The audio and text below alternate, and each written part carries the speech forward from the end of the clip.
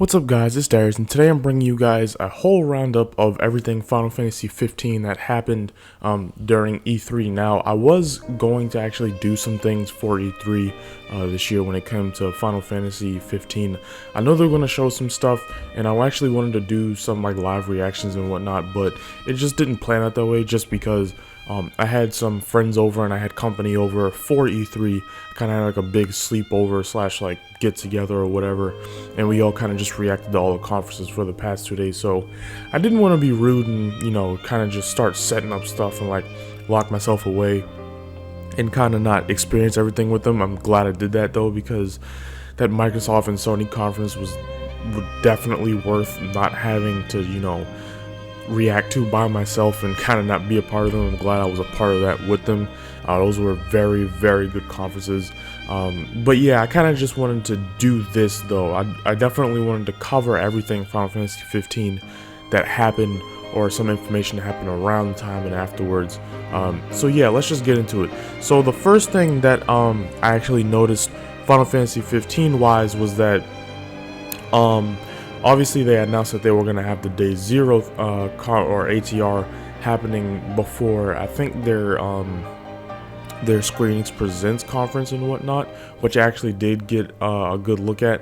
But during the Microsoft conference, they showed off a very, very detailed and pretty good demo of Noctis and the crew really actually just going up against Titan. And what was interesting about this trailer, or this gameplay trailer, was that well, one, it was actually shown at the Xbox conference or the Microsoft conference, and it made sense because they actually have to sell this game to Microsoft or Xbox owners, because to this point they've really just been not really showing that much attention to that side of the people that actually are going to buy this game. Now, most of the sales are going to be on PlayStation, but there are people on the Xbox side that may be interested, and they do have to make sure they sell some units on that side.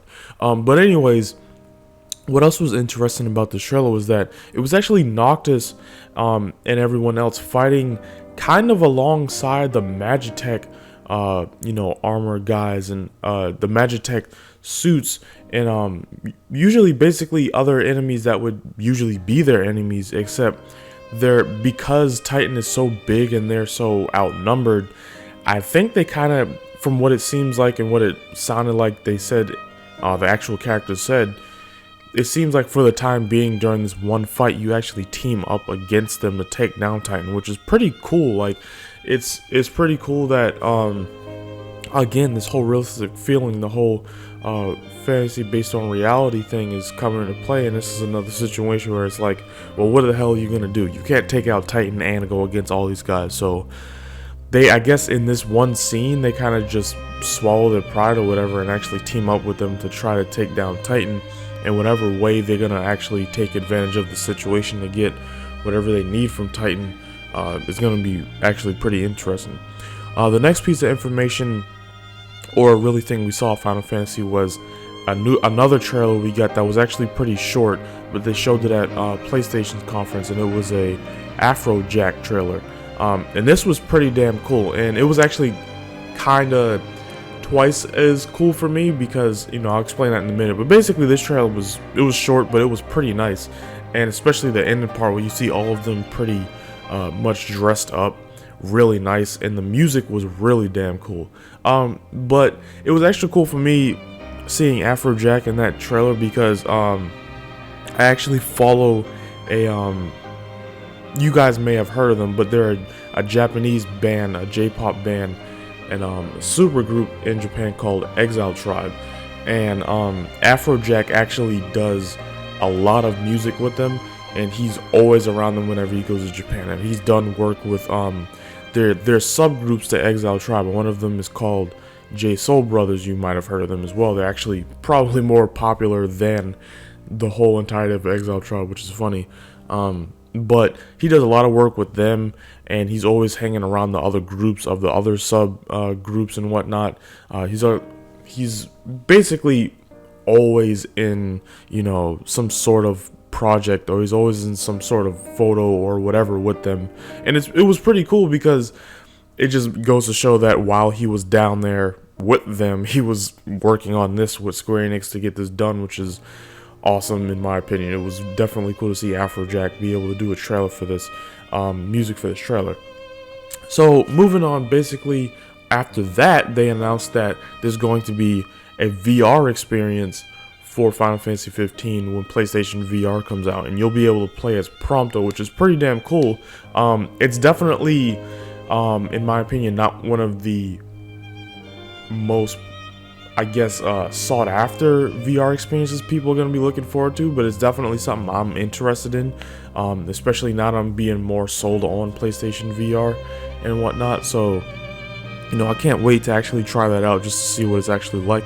And actually be able to play as another character besides Noctis. You'll be able to play as Prompto, so that's pretty awesome that they were able to do that, and it looks pretty stable. Hopefully that wasn't just based on the trailer. Hopefully when people actually get their hands on it, it'll actually be solid and be playable as well. So after that, I actually tuned into the ATR that they kind of held, I think during and sort of after the Sony conference, and they kind of just went over Kingsglaive and all that stuff. They showed some of the English voice actors doing voice work in the studio and whatnot, and that was pretty cool to you know, see that they had and whatnot. And after that, there really wasn't much else besides the fact that yesterday that they announced that, actually today, June 14th, that the next episode of Final Fantasy 15 Brotherhood, which is the anime series that they're coming out with, that episode is actually live now, so you can watch that. And it says it gives you a look into Prompto's backstory, which is very important that they do. I highly suggest everyone go and watch that. I haven't watched it yet, so I'm probably gonna watch it after this. And they say we get a look at young Prompto, young Noctis, young Luna, young, I don't know if you get a look at young Gladio, but you definitely get a look at young Ignis, because he was in the trailer as well. So yeah, definitely go watch the anime, and I think that was basically about it for all the Final Fantasy 15 news.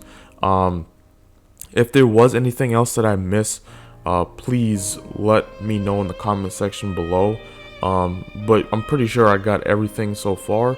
But yeah, that was it, guys. So let me know what you guys think of all this down in the comment section below. I'll try to remember to obviously have the background imagery and whatnot, or the background footage of most of this stuff in the background. But if you want me to put like descriptions, I'll link it in the description so you can just click to it. Let me know. Obviously, let me know in the comment section what was your favorite part of E3 when it comes to Final Fantasy 15. What was the most interesting? Again, if I missed anything, let me know in the comment section down below. If you enjoyed the video, please give it a like.